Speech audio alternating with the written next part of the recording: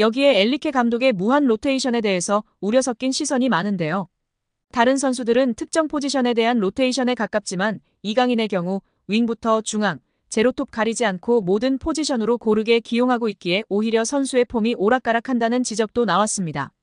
PSG 선수 출신의 해설자 그레이즈 페이즐리는 이강인의 주 포지션은 오른쪽 측면서 반대발 역발, 윙어로 뛰는 것이 어울린다고 생각한다라면서 그가 오른쪽서 뛰면 왼발잡이로 인사이드 포워드 형식으로 연계 플레이를 시도할 수 있는데 좁은 공간서 찬스를 만들어낼 능력이 있다고 분석했습니다.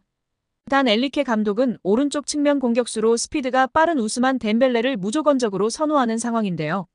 이강인의 우측 윙어 기용은 어디까지나 덴벨레가 나오지 못하는 상황이나 부진할 때 교체 카드로 제한되고 있는 상황입니다. 페이즐리는 이강인의 에너지를 의심하지 않지만 중원이나 제로톱으로는 뭔가 제 역할을 아닌 것 같다. 그럼에도 그는 감독이 원하는 패스 루트에 잘 적응하고 부지런히 뛰면서 경기의 흐름을 유연하게 만들 수 있는 선수다. 기본적으로 축구 지능이 높기 때문에 가능한 일라고 아쉬움을 나타냈습니다. 엘리케의 이강인 시프트에 대해 페이즐리는 뛰어난 선수로 축구 지능에 다양한 재능을 가지고 있기에 여러 포지션으로 기용되는 것이다.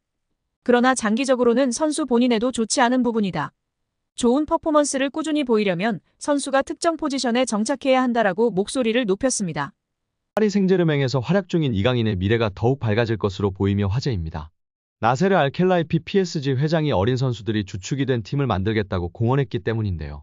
유럽 축구 전문 기자 파브리치오 로마노에 따르면 알켈라이피 회장은 우리는 앞으로 6에서 8년 더 함께 뛸 수 있는 팀을 만들고 싶다라며 유럽 축구연맹 챔피언스리그 8강 팀 중 가장 어린 팀을 보유하고 있다.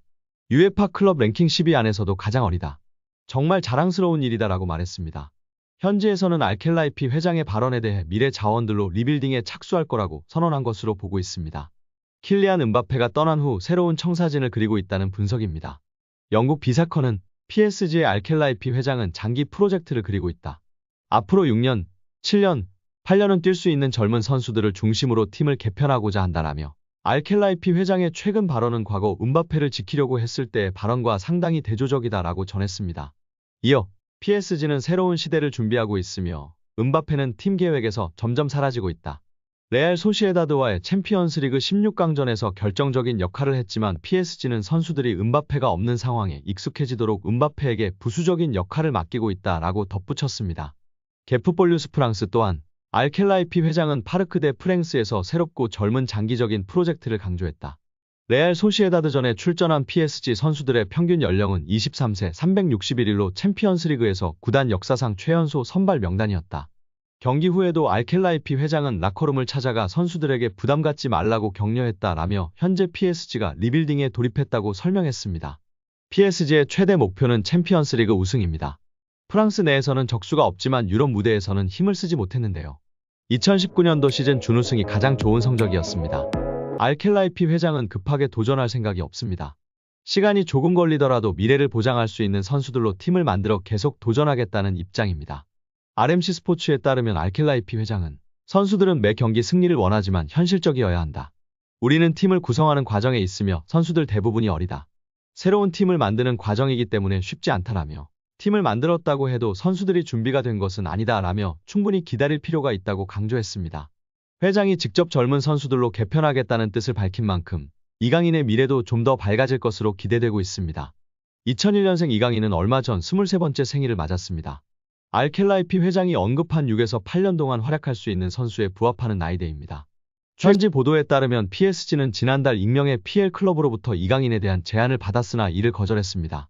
영국에서는 중동 자본을 등에 업은 뉴캐슬 유나이티드가 이강인을 노리고 있다는 루머까지 등장했습니다. 그러나 PSG가 이강인을 팔지 않겠다고 선을 그으면서 이강인의 이적설은 루머에 그쳤습니다. 이어 김민재의 전 소속팀인 나폴리도 이강인과 연결됐습니다. PSG가 음바페의 대체자로 빅터 오시멘을 영입하려고 하는데 오시멘의 이적료가 워낙 비싸니 나폴리 측에서 먼저 지불 구조를 이적료와 선수로 바꿀 것을 제안했다는 내용이었습니다. 이 과정에서 나폴리는 PSG가 내놓을 트레이드 카드로 이강인을 지목했는데 PSG가 곧바로 협상을 접었습니다. 젊은 선수들을 중심으로 팀을 개편할 계획을 세운 PSG의 플랜에서 이강인이 어떤 입지를 갖고 있는지 알 수 있는 대목이었습니다. 최근에는 사우디아라비아에서 이강인에게 관심을 보이고 있다는 소식도 전해졌습니다. 심지어 일부 사우디아라비아 클럽들은 이강인을 리그 최고 연봉자로 만들 생각도 갖고 있다는 보도였습니다. 프랑스 매체 풋메르카토의 산티 아우나는 일부 사우디아라비아 클럽들이 이강인을 영입하기 위해 PSG와 이강인에게 초대형 제안을 건넬 준비를 하고 있다며 상황을 지켜봐야 한다고 했습니다. 현재 사우디아라비아에서 뛰는 선수들 중 가장 높은 연봉을 받는 선수는 세계적인 슈퍼스타 크리스티아노 호날두로, 만약 이강인이 이 제안을 수락할 경우 호날두가 받는 2억 유로 약 2,982억 원 수준의 연봉을 받을 수 있을 전망이지만 이제 막 B클럽에서 도전을 시작한 이강인이 사우디아라비아의 제안을 받아들일 것인지는 미지수입니다. 또한 엘리케 감독은 이강인을 향한 칭찬을 아끼지 않았었는데요. 나는 스페인 프리메라리가에 있을 때부터 이강인을 알고 있었다. 이강인은 무언가 다르다. 아주 특별한 선수다. 이강인은 미드필더와 공격수를 모두 소화할 수 있다. 우리 방식이 아주 잘 맞고 공이 있을 때나 없을 때나 영리하다. 다재다능하고 체력적으로 강하며 기술까지 뛰어나다. 나는 이강인과 함께할 수 있어 아주 기쁘다고 극찬했었습니다. 여기에 이강인이 올 시즌 파리 생제르맹에서 깜짝 놀랄 활약을 펼칠 선수가 될 거라는 현지 매체 전망이 나오며 화제입니다. 프랑스 매체 르텐스포츠는 PSG, 루이스 엘리케의 새로운 놀라움, 지난 시즌 비티냐, 브래들리 바르콜라와 같은 몇몇 PSG 선수들은 엘리케 감독 지휘 아래 완전히 폭발했다. 이번 시즌 엘리케가 다시 어린 선수 중 하나를 크게 향상시킬 수 있을까? 나는 이강인이 올 시즌 놀라운 활약을 펼칠 가능성이 있다고 전했습니다. 매체는 PSG가 이렇게 젊었던 적은 없었을 것이다. 유럽 축구 연맹 챔피언스리그에 참가한 PSG는 활력이 넘치며 무엇보다도 유망한 팀으로 구성됐다. 지난 시즌 엘리케가 부임한 후 일부 선수들은 급격한 성장을 경험했다면서 이강인이 폭발할까? 프랑스 수도에서 소심한 첫 시즌을 보낸 이강인은 일관성과 통계를 볼 때 PSG가 마요르카에서 그를 영입하기 위해 2,200만 유로 약 326억 원을 지출한 것이 옳았다는 걸 증명할 수 있다고 설명했습니다. 이어 경기에서 능숙하고 지난 시즌보다 더 많은 주도권을 잡을 수 있는 능력을 갖춘 이강인은 올 시즌 PSG에서 깜짝 놀랄 만한 선수가 될 수 있다고 올 시즌 PSG에서 가장 주목할 만한 선수라고 강조했습니다. 여기에 프랑스 현지 110만 대형 축구 유튜버가 이강인 선수에 대해 소신 발언을 하며 화제입니다. 그는 경기 후 이강인 선수를 향해 이렇게 평가했는데요. 이강인 선수는 오른쪽에서 뛰기보다는 중앙에서 뛰는 것이 더 좋아 보여. 이강인은 덴벨레처럼 저돌적이고 빠르지 않아. 경기 템포를 조절하고 운영하는 것이 강점인 선수야. 드리블로 상대를 제치기도 하고 멈춰 서기도 하고 패스를 주고 받으면서 공간을 창출하는 그런 선수 말이야. 이런 것들로 경기 흐름을 가져오는 선수야.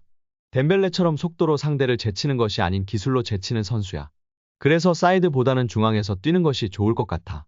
그의 키패스나 탈압박을 봐도 중앙이 더 좋은 위치라고 확신해. 오늘은 오른쪽에서 뛰었고 나쁘지 않았어. 물론 업다운이 있었지만 이강인이 안 보일 때에는 하키미가 높은 위치까지 올라가서 그 뒷공간을 이강인이 커버해야만 했어. 하키미와도 호흡이 좋았고 상대 선수를 힘들게 할 수 있는 능력을 갖춘 선수라는 것을 분명히 알 수 있었어. 최고의 경기를 펼친 건 아니지만 최악의 경기를 펼쳤다고 볼 수 없어. 강인이는 오늘 잘했어. 중앙에서 뛰면 더 큰 도움이 될 거야 라며 소신 발언을 했습니다. 다만 현재로서는 유리몸 덴벨레 선수가 부상당하지 않는 한 엘리케 감독이 덴벨레를 중앙에 세워 양발 모두를 쓰며 돌파하고 예측 불가능한 움직임, 패스를 할 수 있도록 하겠다고 공언하고 있는 상황입니다. 실제 박스 안에서의 마무리, 디테일이 부족한 모습이 드러나고 있는 덴벨레 선수이나 패스, 드리블 등을 탁월하게 해내면서 전문가들의 찬사를 받고 있습니다. 엘리케 감독이 덴벨레를 중앙으로 이동시킨 건 생각지도 못했는데 옳은 판단이라며 칭찬하고 있는 상황이기 때문에 아무래도 이강인 선수가 중앙에서 플레이메이킹을 하기에는 쉽지 않은 상황입니다. 우리 구독자 여러분들의 생각은 어떠신가요? 여기에 유럽 5대 리그 출전 시간 800분 이상 선수들 중 키패스 순위에 이강인 선수가 오르며 화제입니다. 무려 2위입니다. 출전 시간 800분 이상 선수들 중 90분 당 키패스 개수 환산 시 이강인 선수가 3.6개로 2위에 랭크되었습니다. 1위는 알렉스 베나 선수로 3.8개이며 3위는 근소한 차이로 3.5개로 하피냐 선수가 랭크되어 있습니다.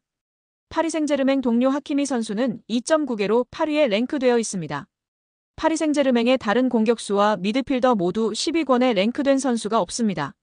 창조적이며 공격적인 키패스를 넣어주는 선수는 이강인 선수가 단연 으뜸이라는 사실이 증명되고 있으며 오히려 동료 선수들이 받아먹어줬다면 이강인 선수의 도움 공격 포인트가 지금보다 훨씬 높았을 것입니다.